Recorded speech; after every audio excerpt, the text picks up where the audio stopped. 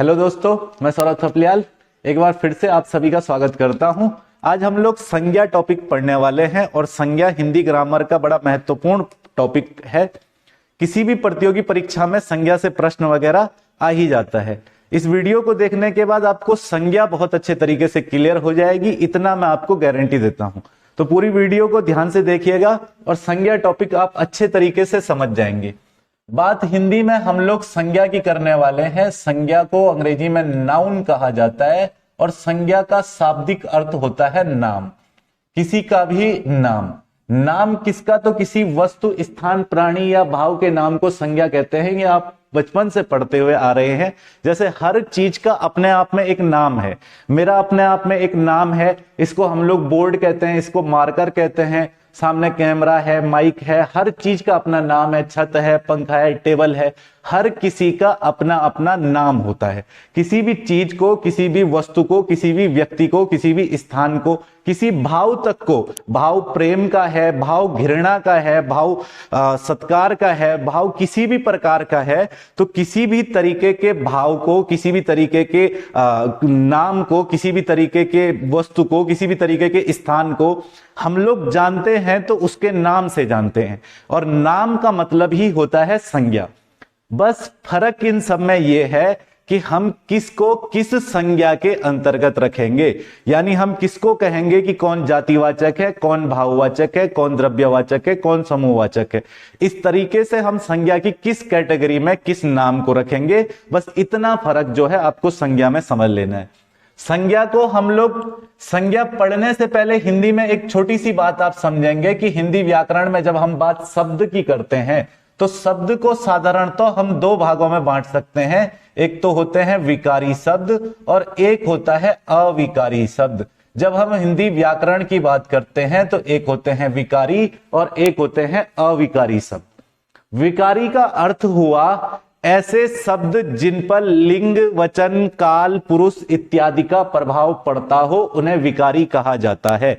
जिन पर लिंग, वचन, काल, पुरुष इत्यादि का कोई भी प्रभाव ना पड़ता हो, उसे अविकारी कहा जाता है। साधारण सी बात, विकारी शब्दों के अंतर्गत हिंदी में 4 प्रकार के शब्दों को शामिल किया जाता है। एक सबसे पहले संज्ञा, दूसरा इसी में शामिल किया जाता है सर्वनाम, तीसरा इसी में शामिल किया जाता है विशेषण और चौथा इसी के अंतर्गत हम लोग शामिल कर लेते हैं क्रिया को। तो ये 4 प्रकार के शब्द जो हैं वो हमारे विकारी शब्द हो गए। और शब्दों का दूसरा श्रेणी जो होता है उसको बोलते हैं अविकारी। अविकारी शब्दों को ही हम लोग अव्यय भी कह देते हैं दोस्तों। अव्यय का मतलब ही होता है जिन पर लिंग, वचन, काल, पुरुष इत्यादि का कोई प्रभाव न पड़े। इसके अंतर्गत आने वाले भी 4 प्रकार के शब्द होते हैं। एक होता है क्रिया विशेषण, एक होता है संबंध बोधक, संबंध बोधक, एक होता है समुच्चय बोधक। समुच्चय बोधक को भी हम लोग इसी में शामिल कर देते हैं। और इसके अतिरिक्त हमारे पास अविकारी या अव्यय शब्दों में एक प्रकार का शब्द आ जाता है जिसको बोला जाता है विस्मयादि बोधक। विस्मयादि बोधक शब्द जो है, ये 4 प्रकार के अविकारी या अव्यय शब्द होते हैं और 4 प्रकार के विकारी शब्द होते हैं। आज हम लोग विकारी शब्दों के अंदर पहला टॉपिक संज्ञा पढ़ रहे हैं और इन सारे टॉपिक को मैं आपको कवर करवाऊंगा। तो सबसे पहले हम शब्द संरचना में पहले टॉपिक संज्ञा के तरफ को चलते हैं। संज्ञा अगर हमारे पास पूछ ली जाए, संज्ञा अगर हमारे पास पूछ ली जाए कि संज्ञा को हम कितने तरीके से बांट सकते हैं, तो संज्ञा के भेद की बात नहीं कर रहा हूं मैं यहां पर, संज्ञा को बांटने की बात कर रहा हूं। संज्ञा 2 तरीके से बांटी जा सकती है। संज्ञा को 2 तरीके से हम बांट सकते हैं। एक को कहते हैं हम लोग यथार्थवाचक। एक प्रकार की संज्ञाएं हमारी होती है जिनको हम बोलते हैं यथार्थवाचक, और एक प्रकार की संज्ञा हमारी होती है जिसको हम कहते हैं भाववाचक। 2 प्रकार की संज्ञाएं होती है, एक होता है यथार्थवाचक और एक होता है भाववाचक।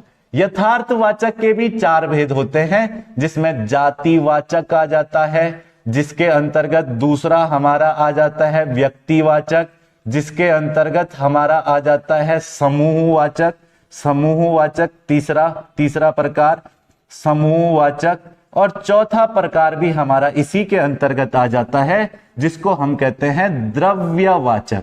द्रव्यवाचक तो ये संज्ञा में यथार्थवाचक के अंदर आने वाले 4 भेद हैं। और एक प्रकार की संज्ञा हमारी होती है भाववाचक। तो हम कैसे संज्ञा को पहचानेंगे? अब बात शुरू करते हैं हम संज्ञाओं की। तो ये संज्ञा है जातिवाचक संज्ञा, दूसरी संज्ञा है हमारे पास व्यक्तिवाचक संज्ञा, तीसरी समूहवाचक, चौथी द्रव्यवाचक और पांचवी भाववाचक। तो संज्ञा के भेद तो होते हैं 5, लेकिन संज्ञा को बांटा जा सकता है 2 तरीके से, एक यथार्थवाचक और एक भाववाचक। यथार्थ का मतलब क्या होता है? यथार्थ का मतलब होता है जिसको हम देख सकते हैं, जिसके कोई ना कोई चित्र होता है। जैसे मैं आपको कहूं, जैसे पुस्तक कहूं, तो आपके दिमाग में तुरंत पुस्तक का ख्याल आ जाएगा। इधर उधर 2 गत्ते हैं, बीच में कुछ पेजों का समूह है और आगे इंडेक्स वगैरह बना है, वो पुस्तक है। जैसे मैं आपको कॉपी कहूं तो आपके दिमाग में तुरंत कॉपी का एक साइन आएगा। जैसे मैं आपको शहर कहूं तो शहर की आपके दिमाग में इमेज आ जाएगी, शहर ऐसा होता है। गांव कहूं, गांव की इमेज आ जाएगी कि घर वर ऐसे होते हैं, थोड़ा अनडेवलप्ड एरिया टाइप का। बोलूंगा महानगर तो महानगर वगैरह की आपके दिमाग में एक इमेज आएगी कि महानगर, बड़े बड़े मॉल वगैरह, मेट्रो सिटी वगैरह। तो इस तरीके से आपके दिमाग में जिन चीजों की इमेज आ जाती है, नाम लेने पर जिन चीजों, घड़ी बोलूंगा आपके दिमाग में तुरंत घड़ी आ जाएगी, घड़ी ऐसी होती है, उसमें 3 सुई होती है, इस तरीके का आपके दिमाग में एक इमेज आ जाएगी। जिन चीजों से हमारे दिमाग में कोई ना कोई दृश्य उत्पन्न होता है उन्हें कहते हैं यथार्थवाचक। और दोस्तों ऐसी संज्ञाएं हैं 4, जातिवाचक, व्यक्तिवाचक, समूहवाचक, द्रव्यवाचक। एक प्रकार की संज्ञा होती है हमारी भाववाचक, और भाव सदैव अदृश्य होते हैं, भाव सदैव अदृश्य होते हैं। दूसरा, हमको यह ध्यान रख लेना है कि जैसे मैं कहूं प्रेम, तो प्रेम का अपने आप में कोई चित्र नहीं होता। जैसे मैं कहूं घृणा, घृणा का अपने आप में कोई चित्र नहीं होता है। जैसे मैंने यहां पर कहा क्रोध, क्रोध का अपने आप में कोई चित्र नहीं होता है। क्रोध बोल करके हमारे दिमाग में कोई वैसा चित्र नहीं आता जैसा निश्चित एक पुस्तक के लिए आता हो। आप कहेंगे क्रोध, क्रोध में पिताजी का ऐसा ऐसा चेहरा दिखाई देता है, वो क्रोध में नहीं, वो सबके साथ एक जैसा चेहरा नहीं है। पुस्तक में आपके दिमाग में हर जगह एक ख्याल आएगा। प्रेम का भाव, प्रेम से तो कोई इमेज आनी भी नहीं चाहिए। तो ये सब भाववाचक संज्ञा के अंतर्गत आ जाती है। सबसे पहली बात हम लोग बात करेंगे जातिवाचक संज्ञाओं की, कि हम जातिवाचक संज्ञा किसको कहते हैं। देखो ये यथार्थवाचक का ही भेद है। मान करके चलिए मैं यहां पर शब्द लिख देता हूं शहर, मैं यहां पर शब्द लिख देता हूं नगर, मैंने यहां पर शब्द लिख दिया गांव, मैंने यहां शब्द लिख दिया गाय, मैंने यहां शब्द लिख दिया इसके अतिरिक्त बहुत सारे शब्द हो सकते हैं, नदी लिख दिया, मैंने यहां शब्द लिख दिया पर्वत लिख दिया, और भी कई सारे प्रकार के शब्द मैं इसमें उदाहरण ले सकता हूं। मैंने जैसे यहां पर लड़का लिख दिया, मैंने यहां पे लड़की लिख दिया। ये सारे शब्द जातिवाचक है, पर गुरुजी हम पहचानेंगे कैसे कि कौन सा जातिवाचक है और कौन सा भाववाचक है, कौन सा जातिवाचक संज्ञा का उदाहरण होगा और कौन सा भाववाचक संज्ञा का उदाहरण होगा या व्यक्तिवाचक संज्ञा का उदाहरण होगा। तो देखो दोस्तों, शहर का बहुवचन करेंगे तो शहरों होगा, नगर का बहुवचन करेंगे नगरों होगा, गांव का बहुवचन गांवों होता है, गाय का बहुवचन गायों होता है, नदी का बहुवचन नदियों होता है, पर्वत का बहुवचन पर्वतों होता है, लड़का का बहुवचन लड़कों हो जाता है, लड़की का बहुवचन लड़कियों हो जाता है। यानी ये सारे वो शब्द हैं जिनका कोई ना कोई बहुवचन होता है। लेकिन अगर मैं आपको कहूं, लेकिन अगर इन्हीं की जगह पे, शहर की जगह पे आपको कह दूं देहरादून, आपको कह दूं देहरादून, अब देहरादून का बहुवचन बताइए, नहीं होगा। नगर बोल दूं, नगर डोईवाला, डोईवाला का बहुवचन बनाइए, नहीं होगा। बोल दूं गांव, कोई भी एक गांव का नाम बोल दूं, बगल में हमारे गांव वगैरह देखो, आसपास बहुत सारे गांव है, कुड़का वाला गांव है, बहुवचन बना करके दिखाओ, नहीं होगा। तो कुड़का वाला का बहुवचन नहीं बनाया जा सकता, डोई वाला का बहुवचन नहीं बनाया जा सकता, लेकिन शहर का बहुवचन शहरों हो सकता है, नगर का बहुवचन नगरों हो सकता है। देहरादून का कोई बहुवचन नहीं होगा, शहर का बहुवचन शहरों हो सकता है, दिल्ली का कोई बहुवचन नहीं होगा, नगर का बहुवचन नगरों है, शहर का शहरों है, देहरादून, दिल्ली, चंडीगढ़, हरियाणा, इनका कोई बहुवचन नहीं होगा। यानी वे शब्द जिनका हम चाह करके भी बहुवचन नहीं बना सकते, देहरादून हो गया, डोई वाला हो गया, बहुवचन बना दीजिए, नहीं बनेगा। गांव की मैंने यहां पर बात की, कुड़का वाला का बहुवचन कुड़का वालों हो जाएगा, ठीक, शब्द बिगड़ जाएगा। तो यहां पर इनका कोई भी बहुवचन नहीं बन सकता। जिन शब्दों का बहुवचन नहीं बनाया जा सकता वे सारे व्यक्तिवाचक संज्ञा में गिने जाएंगे, और जिनका बहुवचन बनाया जा सकता है, देखो गाय से, देखो नील गाय होती है, बहुत सारी गायों की संख्या बोल देते हैं हम। नदी बोल देते हैं, नदी में नदियां बोल देते हैं। अब नदियों के अंदर एक नदी है गंगा, गंगा का बहुवचन बनाइए, कभी नहीं बनेगा। बोल दिया कावेरी, बहुवचन बनाओ, नहीं बनेगा। बोल दिया कृष्णा नदी है, बहुवचन बनाओ, नहीं बनेगा। बोल दिया ब्रह्मपुत्र, बहुवचन बनाओ, नहीं बनेगा। तो इनका कभी भी बहुवचन नहीं बनेगा। और जिन शब्दों का बहुवचन नहीं बनाया जा सकता वो शब्द आ जाएंगे व्यक्तिवाचक में, वो शब्द आ जाएंगे व्यक्तिवाचक। देखो भैया बड़े काम की बात बता रहा हूं, वो शब्द हमारे किसके अंदर आ जाएंगे, व्यक्तिवाचक के अंतर्गत। और जिनका हम बहुवचन बना सकते हैं, जैसे शहर का शहरों, नगर का नगरों, गांव का गांवों, गाय का गायों, नदी का नदियों, पर्वत का पर्वतों, लड़का का लड़कों, लड़की का लड़कियों, जिनका बहुवचन बनाया जा सकता है वे सभी जातिवाचक संज्ञा में आ जाएंगे। जिनका नहीं बनाया जा सकता वो व्यक्तिवाचक, जिनका बहुवचन बनाया जा सकता है वो जातिवाचक के अंतर्गत आ जाएगा। अब बात आती है दोस्तों भाववाचक की। भाववाचक किसको कहते हैं? ऐसे मैं आपको बहुत सारे उदाहरण दूंगा, अभी इस चीज के बहुत सारे उदाहरण देंगे, इस पर आएंगे। अभी पहले भाववाचक समझ लेते हैं। देखिए ऐसी कोई भी नाम जिसका हमारे दिमाग में कोई दृश्य ना आता हो, जिसका हमारा दिमाग में कोई भी दृश्य ना आता हो, और भाववाचक संज्ञाएं सदैव एक वचन में प्रयोग होंगी, सदैव एक वचन में प्रयोग होंगी। देखो यहां पर सबसे इंपॉर्टेंट नोट डाल करके याद कर लेने वाली जो बात है वो ये आपको ध्यान रख लेनी है। अगर मैं अच्छा कह रहा हूं, अच्छा कह रहा हूं तो भाववाचक संज्ञा है, अच्छा भाव है।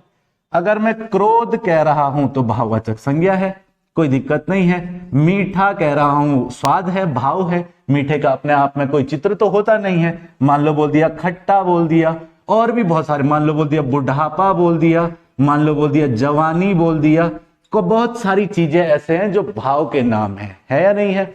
बहुत सारी चीजें हैं ऐसे जो भाव के नाम है, किसी न किसी भाव के नाम में हम प्रयोग करेंगे।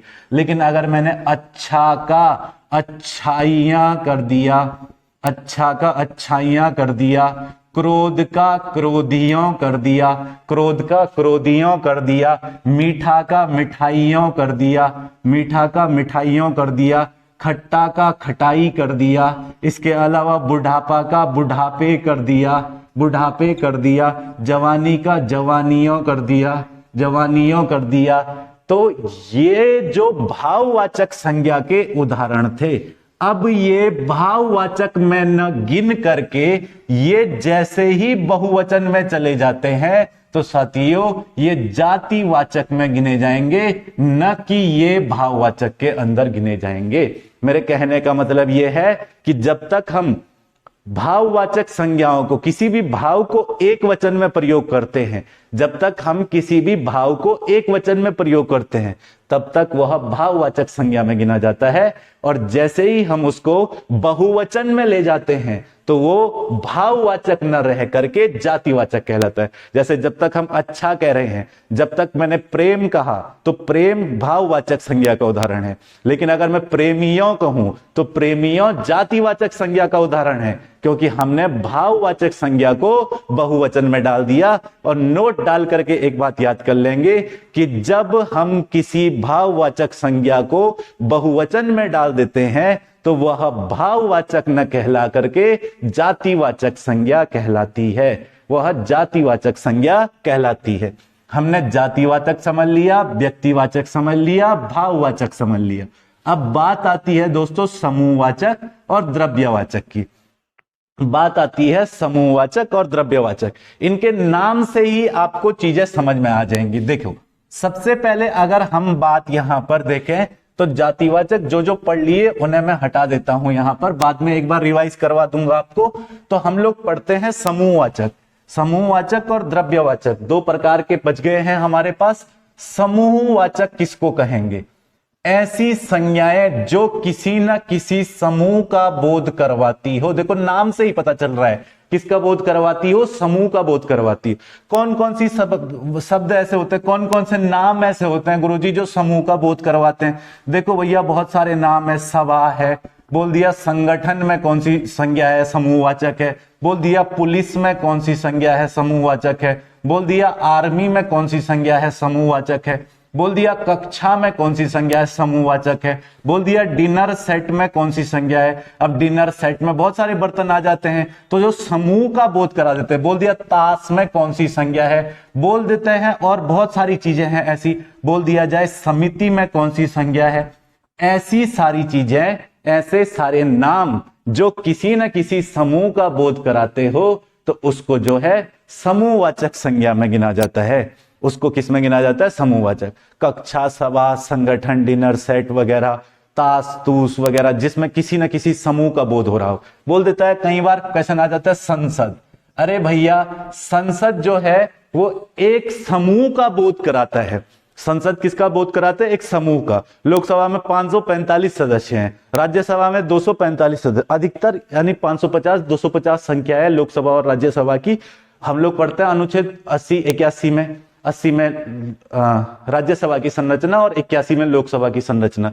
तो उसमें देखा है हमने लोकसभा में सदस्य संख्या अधिकतम 550 हो सकती है, राज्यसभा में अधिकतम 250 हो सकती है। तो संसद में कोई एक सदस्य थोड़ी होता है। बोल देता है सरकार। सरकार में बताओ कौन सी है? समूहवाचक संज्ञा है। बोल देता है पुलिस कौन सी है? समूहवाचक संज्ञा है। बहुत सारी चीजें ऐसी हुए जिनसे किसी न किसी समूह का बोध होता है।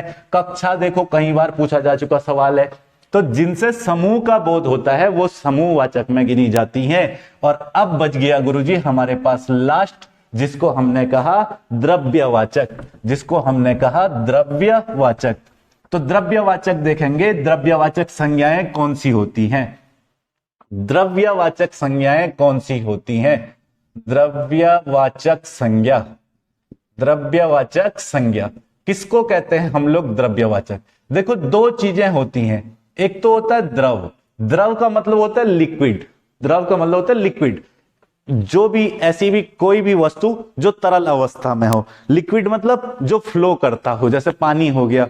लिक्विड किसको कहा जाता है?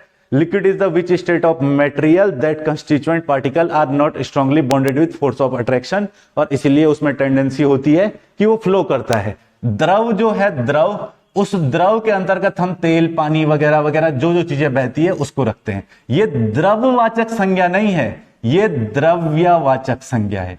ये द्रव्यवाचक संज्ञा है। और द्रव्य का मतलब मटेरियल होता है। द्रव्य का मतलब मटेरियल होता है। यहां पर किसी लिक्विड की बात नहीं हो रही है, यहां पे पदार्थ की अवस्थाओं की बात हो रही है। ऐसी कोई भी चीज जो किसी ना किसी रासायनिक अनुबंध के द्वारा बनी हो, रासायनिक अनुबंध के द्वारा बनी हो, उसको हम द्रव्यवाचक संज्ञा में सम्मिलित करेंगे। जैसे गुरुजी तेल हो गया, जैसे पानी में कौन सी है? द्रव्यवाचक संज्ञा है। जैसे हवा में कौन सी संज्ञा है? द्रव्यवाचक है। जैसे ऑक्सीजन में कौन सी संज्ञा है? द्रव्यवाचक है। ऑक्सीजन में संज्ञा द्रव्यवाचक है। बहुत सारी चीज हो सकती है। ऑक्सीजन में पूछे, किसी में पूछ ले, यानी जो हमने केमिस्ट्री में पढ़ा है वो सब द्रव्यवाचक संज्ञा के उदाहरण है। Hydrogen, helium, lithium, beryllium, boron, carbon, nitrogen, oxygen, fluorine वगैरह, ये सब के सब जो है द्रव्यवाचक संज्ञा में आ जाते हैं। कोलाइडल सॉल्यूशन वगैरह बोलेगा, धुआं बोल देगा, धुआं द्रव्यवाचक संज्ञा का उदाहरण है। द्रव्यवाचक जो किसी न किसी रासायनिक प्रक्रिया को दिखाता हो। और इतने समझदार आप सब लोग हैं कि रासायनिक प्रक्रिया और भौतिक प्रक्रिया बता देंगे कि इसमें क्या क्या अंतर है। जैसे भैया आपके पास तेल पूछ लिया, पानी पूछ लिया, हवा पूछ लिया, ऑक्सीजन पूछ लिया, और बहुत सारे ऐसी चीजें हो सकती हैं जो किसी न किसी रासायनिक प्रक्रिया के द्वारा बनती हैं। तो अब देखेंगे हम लोग प्रश्नों को। मैंने यहां पर बता दिया आपको इतनी सारी चीजें। मैं आपसे कुछ प्रश्न पूछता हूं जिसके जवाब आपको देने हैं, और यदि आप लोग इन्हें समझ गए तो इन प्रश्नों के जवाब आप मुझे कमेंट बॉक्स में कमेंट करके बताएंगे। देखिए भैया, कुछ प्रश्न मैं आपको दे रहा हूं। जैसे मैंने कहा पुस्तक, पहले तो एक बात को समझ लीजिए, लास्ट में मैं समाप्त करूंगा।